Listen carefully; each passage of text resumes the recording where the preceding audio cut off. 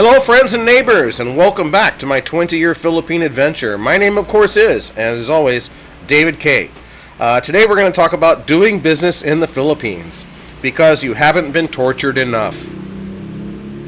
The Philippines is currently ranked, I think, around number 95 in the world among countries that are easy to do business in. A lot of the problem in the Philippines is, number one, there's an insane amount of red tape, and number two, foreigners cannot own a sole proprietorship in the Philippines. And if you open a corporation, a domestic corporation, a foreigner cannot own more than 40% of that corporation. So, if you're going to do business at all, you have to have a wife, somebody that you can put everything under using their name. Now, this has to be somebody that you trust explicitly, and those people are hard to find. I mean, be married. That's all I can say. Get married, and then put it under your wife's name. Because if you're using a girlfriend, or you're using your best friend, or somebody like that, I don't know what to tell you. You know, I had a friend of mine who put up a bar in Makati. Let's just say that his name is James, because that's his name. And the name of the bar at the time, I think, was called Cable Car. And actually, the bar was kind of cool. You know, I went there a couple of times, really nice. And he put it under his girlfriend's name. Well, they fought, they had a fight, they broke up, the girlfriend was cheating on him, the girlfriend had another guy, and then the next thing you know, James doesn't own a bar anymore. And it was simple as that. So, there's a lot of ways to get burned if you're trying to do business in the Philippines. Now, let's say that you are married, and let's say that you and your wife establish a business together. That's the best way to go. Now, when you go down that path, let's just talk about the sole proprietorship issue for a second. She's going to be the owner. That's just the way it goes. And you can always, even if you guys break up, you can always say, well, I hold all the money. And, you know, that's one way. I mean, she has all the papers, you have all the money. So, you know, you can kind of safeguard yourself to a way. But, you know, for the most part, you really just need to make sure that you guys are rock solid. And the licensing process for a sole proprietorship in the Philippines is just not that easy. And I hope you guys are hearing me okay. I've got my new microphone. I got it from... It looks like from WKRP in Cincinnati, to be completely honest. I saw that show in time. I hope it's picking me up okay. Anyway, you're going to need a lot of paperwork. And that paperwork, I think we got licensed in Pasig City, which is not uncommon for most cities in the Metro Manila area. And we needed to have a barangay clearance. We needed to have a business permit. We need to have be registered with the DTI, which is the Department of Trade and Industry. We need to have our fire safety certificate. We needed to have our sanitary permit, which required that we take all of our staff to a medical clinic for medical certificates for each one of our staff members. And then at the end of the day, we had to have what they called a certificate of conformance. And the licensing process cost us hundreds of dollars, and it took us a month.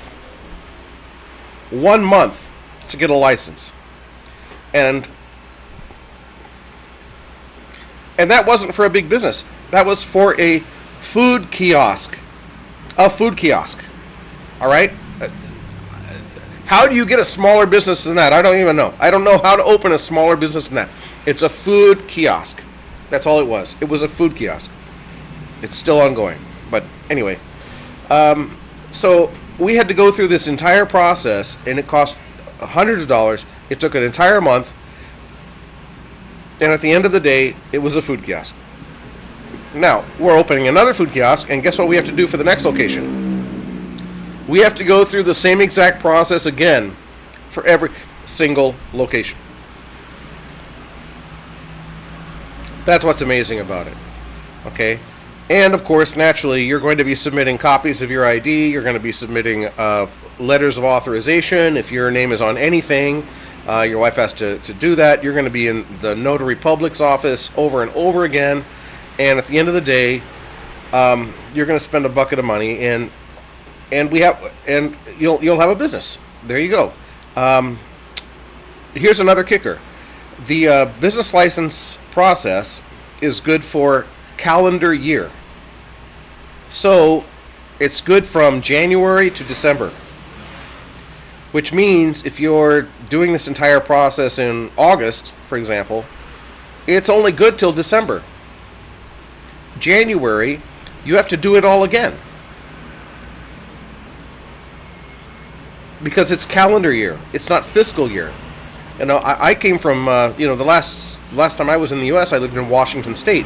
I got my master business license. I incorporated it. I got my tax identification numbers. I got all of that stuff within about 30 minutes using my debit card online. And then I printed it all out, hung it on the wall, and I was in business. Not in the Philippines.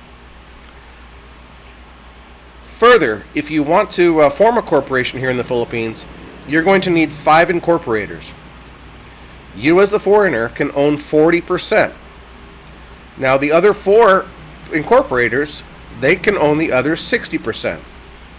I recommend, if you plan on running this corporation, make sure that your wife owns at least 20%. That way you own 40, she owns 20. That's 60%. That's enough for a quorum. That's enough for a board resolution if 60% of the shares are present. Then you have absolute control over your company. If you and your wife break up, I hope she's smart enough to realize that killing the cow will stop the milk.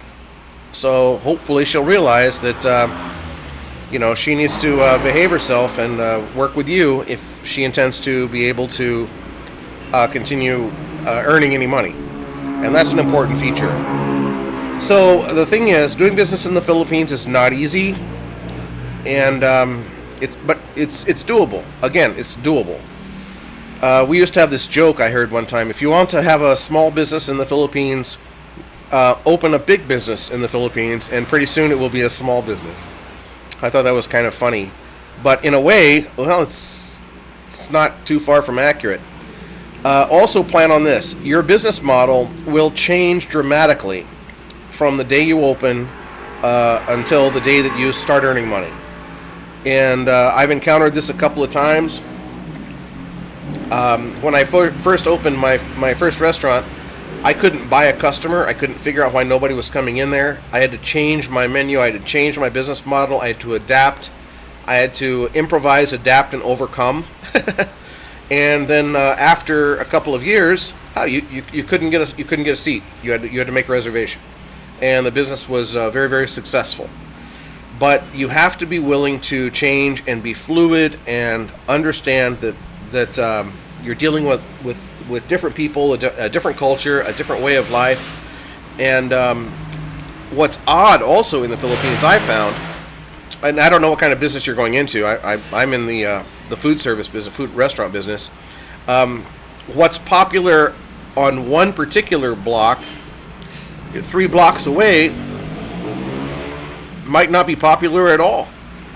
So you really have to be fluid and figuring out what's best for your particular customer if you're going to do business in the Philippines. Obviously, you're going to have a bank account. Please get your have a current passport, get your ACR card, have all those things handy, and be ready for everything that you're going to need to do if you want to open a business in the Philippines. Obviously, you can always send me a message in the messages below, and I'd be happy to help you out and let you know. There are several attorneys that I've worked with that are very, very good at setting up corporations. You're also going to need paid-up capital if you want to set up a corporation. So plan on, 100,000 pesos paid-up capital over at the bank at least, to be able to certify to the Securities and Exchange Commission that you have actual money in the bank and ready to rock and roll. So there's a lot of steps here for getting a business started and for keeping it running. And that's all I've got to say about that.